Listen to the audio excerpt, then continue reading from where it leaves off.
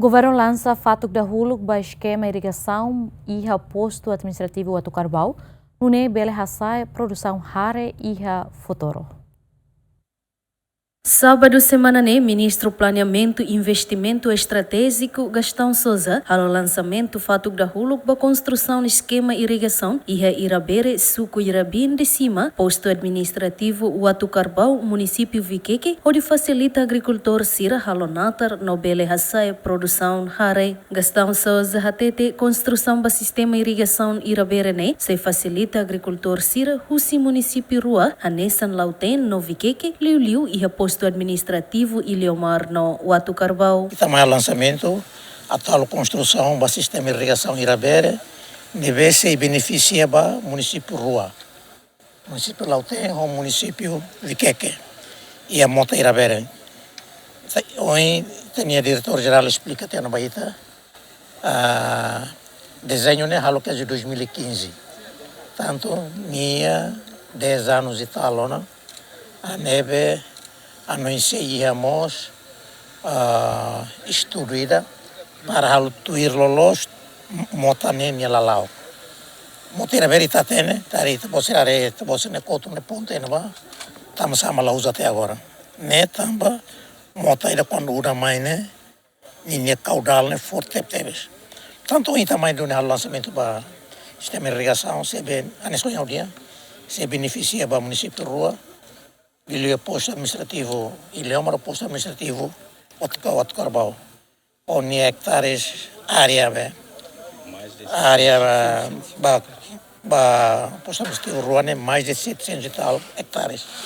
E daí ele é 400 e tal, mas Watu Carbau 300 e tal. Além de Ministro Agricultura, Pecuária, Pesca e Floresta, Marcos da Cruz HTT, irrigação bele motiva agricultor sira atuação produção railaran, também o governo continua esforço de halo irrigação ba agricultor sira. Construção irrigação idane se bele recupera tan área mais de 200 hectares e a parte neba. Você fala a área Watu Carbau a área nem funciona ela. Ho irrigação ida itabolo de bocadura livre, intake, free intake. Deve ulu construir Indonésia no tempo, mas ita hare categoria lá efetivo também ita tem que destacar escavador ihane ho di hatama beba canal nebe existente.